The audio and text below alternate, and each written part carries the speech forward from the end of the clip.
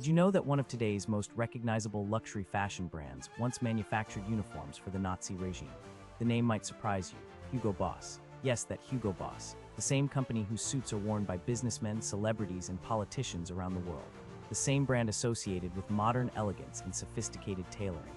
But before it became a symbol of contemporary fashion, this company had a very different role in history. It was producing the uniforms worn by some of the most notorious organizations in Nazi Germany. This is a story about how business and ideology intersected during one of the darkest periods in human history. It's about how economic necessity, political opportunism, and industrial ambition combined to create something that would later become deeply controversial. And it's a reminder that the brands we know today sometimes have histories that are far more complicated than their polished modern images suggest. Let's go back to the beginning, back to a small town in southern Germany, back to a time when the company that would eventually become a global fashion empire was just a struggling factory trying to survive. The story begins with a man named Hugo Ferdinand Boss. He was born in 1885 in Metzingen, a small town in what is now the state of Baden-Württemberg in southwestern Germany. Metzingen was a textile town. Clothing production was part of its identity. Many families in the region worked in the garment industry. It was a natural environment for someone with ambitions in clothing manufacturing. Hugo Boss initially worked in his parents' lingerie shop, but he had bigger plans. After World War I, he decided to establish his own business. In 1924, he founded a clothing factory in Metzingen. The company was small. It employed just a handful of workers. The focus was practical clothing, workwear, raincoats, protective garments, things that people needed for everyday life and labor. It wasn't glamorous. It wasn't fashion in the sense we understand it today. It was functional clothing production. For the first few years, the business operated in relative obscurity. It was one factory among many in a region known for textile production. But then came the economic crisis. The late 1920s brought financial devastation to Germany. The Great Depression hit the country hard. Businesses collapsed. Unemployment soared. The Hugo Boss factory, like countless other enterprises, struggled to stay afloat. Orders dried up. Workers were laid off. The company faced potential bankruptcy. Hugo Boss needed contracts. He needed customers. He needed a way to keep his factory running. And then the political landscape in Germany began to shift in a way that would create an unexpected opportunity. In 1931, Hugo Boss made a decision that would define his company's legacy. He joined the Nazi Party. Now, we need to understand the context here. In 1931, the Nazi Party was not yet in power. Adolf Hitler would not become chancellor until January 1933, but the party was growing rapidly. It was gaining political influence. It was organizing rallies, building its membership, and creating a visible presence across Germany. And all of those activities required uniforms, lots of them. The Nazi movement was obsessed with visual symbolism. Uniforms were central to their identity. They created a sense of unity, discipline, and power. Different organizations within the Nazi structure had different uniforms. The SA, or Sturmabteilung, wore brown shirts. The SS, or Schutzstaffel, wore black uniforms that would become one of the most infamous visual symbols of the regime. The Hitler Youth had their own distinctive clothing. All of these organizations needed manufacturers who could produce these garments in large quantities. Hugo Boss saw an opportunity. His factory began producing uniforms for Nazi organizations. At first, this was probably a matter of economic survival. The company needed contracts. The Nazi Party and its affiliated organizations represented a growing market. But as the Nazi Party came to power in 1933, this relationship deepened. The company became an official supplier of uniforms to the regime. Now, there's an important historical clarification we need to make here. There's a common misconception that Hugo Boss designed the iconic SS uniform. This is not accurate. The design of the SS uniform is generally attributed to SS members themselves, possibly with input from graphic designer Walter Heck, and manufactured initially by other companies. What Hugo Boss did was manufacture these uniforms. His factory was one of several that produced the clothing according to specifications provided by the Nazi organizations. This is an important distinction. The company was a manufacturer, not the original designer. But that doesn't diminish its role in producing these symbols of Nazi power. As the 1930s progressed, the Hugo Boss factory expanded its production of Nazi uniforms. The company manufactured uniforms for the SS, those black uniforms that became synonymous with Nazi terror. It produced uniforms for the SA, the brown-shirted paramilitary organization. It made clothing for the Hitler Youth, the organization that indoctrinated German children into Nazi ideology. These weren't small orders. As Nazi organizations grew, the demand for uniforms increased dramatically. The Hugo Boss factory went from a struggling small business to a significant supplier for the Nazi regime. This transformation was economically beneficial for the company. The contracts were large, the payments were reliable, the factory expanded, more workers were hired, production increased. From a purely business perspective, Hugo Boss had found a way to save his company and make it profitable. But of course, this success came with profound moral implications. The uniforms being produced weren't just clothing. They were symbols. They represented organizations that would commit atrocities. They were worn by men who would perpetrate genocide, terror, and war. Then came World War II. When Germany invaded Poland in September 1939, the country's entire industrial capacity was mobilized for the war effort. The Hugo Boss factory, like virtually every industrial facility in Germany, was integrated into wartime production. The company continued producing uniforms, but now on an even larger scale. Military uniforms for the Wehrmacht, uniforms for various Nazi organizations, clothing for the war machine. Production demands during wartime were immense. Germany was fighting on multiple fronts. Millions of soldiers needed uniforms. Equipment needed to be replaced constantly. The Nazi regime demanded maximum output from its industrial base. For manufacturers like Hugo Boss, this meant expanding production beyond what the existing workforce could handle. And this is where the story takes an even darker turn. Like many German companies during World War II, the Hugo Boss factory used forced labor. This was not unusual. It was part of a systematic program implemented by the Nazi regime. As Germany occupied countries across Europe, millions of people were brought to Germany to work in factories, farms, and construction projects. These weren't volunteers, they were forced laborers. People taken from their homes in occupied territories and compelled to work under harsh, often brutal conditions. The Hugo Boss factory employed forced laborers from occupied countries. Historical research has documented that the company used workers from Poland and France, among other places. These workers were brought to Metzingen and put to work producing uniforms. The conditions were difficult. Forced laborers in Nazi Germany generally worked long hours, received minimal food, lived in poor housing, and had no freedom. They were essentially enslaved labor, part of the Nazi system of exploitation and oppression. Records indicate that at the peak of wartime production, roughly 140 forced laborers worked in the Hugo Boss factory. These were people whose lives were disrupted, who were separated from their families, who were forced to contribute to the Nazi war effort against their will. Some were prisoners of war, others were civilians from occupied territories. They had no choice in the matter. They worked because the alternative was often worse. This use of forced labor was widespread in Nazi Germany. Thousands of companies participated in the system. It was part of how the Nazi regime sustained its war effort. But widespread participation doesn't diminish individual responsibility. Each company that used forced labor was complicit in a system of exploitation. The Hugo Boss factory was one of many, but it was still part of this morally reprehensible practice. As the war continued, production at the factory increased. The demand for uniforms never stopped. Even as Germany's military situation deteriorated, even as Allied forces pushed into German territory, the industrial machine kept running. Factories continued producing until they were physically unable to do so. The Hugo Boss factory operated throughout the war, manufacturing uniforms and military clothing until the very end. Then came May 1945. Germany surrendered. The war in Europe ended. The Nazi regime collapsed. Suddenly, companies that had worked with the regime faced a new reality. Allied occupation authorities began investigating German industries and their roles during the Nazi period. The goal was to understand who had supported the regime, who had profited from it, and who bore responsibility for enabling Nazi crimes. Hugo Boss, like many German industrialists, was investigated. The process was part of denazification, the Allied program to remove Nazi influence from German society. Industrial leaders, party members, and anyone who had held significant positions during the Nazi era were evaluated. The question was how deeply they had been involved with the regime and what level of responsibility they bore. Hugo Boss was classified as a follower, or Mitläufer in German. This was a specific category in the denazification process. It meant that he had supported the Nazi regime and benefited from it, but he was not considered a major offender or a key political leader. He wasn't among those who had driven Nazi ideology or committed direct atrocities.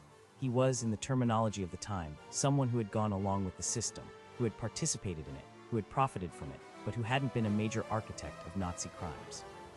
The consequences for this classification were relatively mild compared to what major offenders faced. Hugo Boss was fined. He was temporarily prohibited from running his business. His assets were restricted, but he wasn't imprisoned. He wasn't tried for war crimes. The Allied authorities saw him as someone who had been complicit, but not as a primary perpetrator. Hugo Boss died in 1948, just 3 years after the war ended. He was 63 years old. His death came during a period when Germany was still recovering from the devastation of the war, still processing what had happened, still trying to rebuild. The company he had founded continued under different management, initially run by his son-in-law. In the years immediately after the war, the company's wartime history wasn't particularly prominent in public consciousness. Germany as a whole was focused on reconstruction. There was a collective desire to move forward, to rebuild, to create a new identity. Many companies that had worked with the Nazi regime simply continued operating, often without extensive public discussion of their wartime activities. The Hugo Boss Company was one of them. Throughout the 1950s and 60s, the company gradually transformed itself. It moved away from uniform production and toward civilian fashion. The focus shifted to men's suits and business attire. The company began developing a reputation for quality tailoring. By the 1970s, Hugo Boss was becoming known as a maker of sophisticated men's fashion. The brand started to gain international recognition. This transformation was deliberate. The company was reinventing itself. It was creating a new identity, one focused on modern fashion rather than its past as a uniform manufacturer. Marketing emphasized style, quality, and contemporary design. The wartime history faded into the background. For many people who wore Hugo Boss suits in the 70s, 80s, and 90s, the company's Nazi-era past was unknown or forgotten. By the 1980s and 90s, Hugo Boss had become a global luxury brand. It expanded beyond men's suits into fragrances, accessories, and women's fashion. It sponsored sporting events and Formula One racing. Celebrities wore Hugo Boss on red carpets. The brand became associated with success, sophistication, and modern style. It was a remarkable transformation from a small factory in Metzingen to an international fashion powerhouse. But then in the 1990s, things began to change. There was a broader cultural shift happening in Germany and across Europe. People started asking questions about what companies had done during the Nazi era. Historians began conducting more thorough research into industrial collaboration with the regime. There was a growing sense that the wartime past couldn't simply be forgotten or ignored. Companies needed to confront what they had done. This shift affected many German corporations. Companies like Volkswagen, BMW, Daimler-Benz, and others began acknowledging their wartime histories. They commissioned historical research. They opened their archives. They admitted to using forced labor and collaborating with the Nazi regime. It was a process of historical reckoning, driven partly by moral necessity and partly by pressure from survivors, historians, and the public. Hugo Boss faced this reckoning in the late 1990s. In 1997, the company commissioned a historical study of its wartime activities. This was a significant step. It meant allowing historians access to company archives and acknowledging that there was a history that needed to be examined. The resulting research, conducted by historian Elizabeth Timm, confirmed what had been suspected. The company had manufactured Nazi uniforms. It had used forced labor. It had been deeply integrated into the Nazi war economy. The findings were published in a book titled The History of the Hugo Boss Company in the Third Reich. The research was thorough and unflinching. It documented the company's relationship with the Nazi regime, its production of uniforms for SS, SA, and Hitler Youth, and its use of forced laborers during the war. This wasn't hidden or minimized. It was presented as historical fact. The company also took steps toward restitution. In 2001, Hugo Boss contributed to a German compensation fund established to provide payments to former forced laborers. This fund was created by the German government and German companies to acknowledge the suffering of people who had been forced to work in Nazi Germany. It wasn't adequate compensation for what these people had endured, but it was a recognition of responsibility. Today, the Hugo Boss Company acknowledges its wartime history. The company website includes information about this period. Company representatives have made statements recognizing the moral weight of what happened. The historical research is available. There's no attempt to deny or hide what occurred during the Nazi era, but this acknowledgement raises complicated questions. How should we think about companies with problematic histories? Can a company that was complicit in Nazi crimes be redeemed? Does acknowledging the past and contributing to compensation funds resolve the moral issues? These aren't easy questions, and different people have different answers. Some argue that what matters is how a company behaves today. They point out that the current Hugo Boss Company is not the same entity that existed during World War II. Different people run it, different values guide it. The company has acknowledged its past and taken steps toward restitution. From this perspective, the company has done what it reasonably can to address historical wrongs. Others argue that certain histories can't be fully overcome. They point out that the Hugo Boss brand benefited from its wartime production. The company survived and eventually thrived partly because of contracts it received from the Nazi regime. The foundation of its later success was built, at least in part, on collaboration with one of history's most evil regimes. From this perspective, wearing Hugo Boss clothing carries unavoidable historical baggage. There's also a broader context to consider. Hugo Boss was not unique. Many German companies collaborated with the Nazi regime. Volkswagen was founded as a Nazi project and used extensive forced labor. BMW produced aircraft engines for the Luftwaffe. Bayer and other chemical companies were involved in projects connected to concentration camps. Siemens, Krupp, IG Farben, the list goes on. Industrial collaboration with Nazism was widespread. This doesn't excuse Hugo Boss, but it does place the company's history within a larger pattern. Nazi Germany's industrial capacity was essential to its ability to wage war and perpetrate genocide. Companies across sectors contributed to this capacity. They manufactured weapons, vehicles, chemicals, and yes, uniforms. They used forced labor. They profited from the regime. The Hugo Boss story is part of this much larger story of how business and evil intersected. Understanding this history matters for several reasons. First, it reminds us that atrocities aren't committed only by ideologues and soldiers. They're enabled by ordinary economic activity. Factories, supply chains, manufacturing processes, these mundane aspects of business can become instruments of oppression and violence when they serve an evil regime. Second, it challenges us to think about corporate responsibility. Companies make choices. They decide which contracts to accept, which regimes to work with, which practices to implement. These choices have consequences. They have moral weight. The Hugo Boss story illustrates how business decisions made for economic reasons can become morally compromised when the broader context is a criminal regime. Third, it raises questions about historical memory. For decades after World War II, many companies didn't talk about their wartime activities. The focus was on moving forward, rebuilding, creating new identities. But this silence meant that important history was hidden. When companies finally began confronting their pasts in the 1990s, it was often decades late. People who had suffered as forced laborers were elderly or had died. The delay in acknowledgement meant that justice was delayed. The Hugo Boss story also illustrates how brands can transform. The company that exists today is vastly different from the factory that produced Nazi uniforms. It operates in a different political system, serves different customers, and represents different values. Brand identity can be reconstructed. Companies can change, but the historical record remains. The past doesn't disappear just because a company reinvents itself. When you see someone wearing a Hugo Boss suit today, you're seeing the endpoint of a long and complicated history. You're seeing a brand that has become associated with modern fashion and luxury. But underneath that contemporary image is a history that includes Nazi uniforms, forced labor, and collaboration with a genocidal regime. Both realities are true. The company is both a successful modern fashion brand and a company with a dark past. This duality is uncomfortable. It doesn't fit neatly into simple narratives of good and bad. It requires holding multiple truths simultaneously. The company makes quality clothing. The company also has a history that's morally troubling. Acknowledging the past is important. The company has taken steps to do that, but acknowledgement doesn't erase what happened. So what do we do with this information? There's no single right answer. Some people choose not to buy Hugo Boss products because of the company's history. Others separate the current company from its past and make purchasing decisions based on present-day factors. Some view the company's acknowledgement of its history as sufficient. Others don't. What's important is that we know the history, that we understand how the brands we encounter today sometimes have complicated pasts, that we recognize how business and politics can intersect in troubling ways, that we remember the people who suffered, the forced laborers who worked in factories like Hugo Boss, who had no choice, who were exploited by a system that treated them as disposable. The uniforms produced by the Hugo Boss factory became some of the most recognizable symbols of Nazi Germany. The black SS uniform, the brown SA shirt, the Hitler Youth outfit. These weren't just clothing.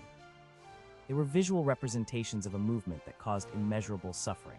They were worn by people who committed atrocities, and they were manufactured in part in a factory in a small German town.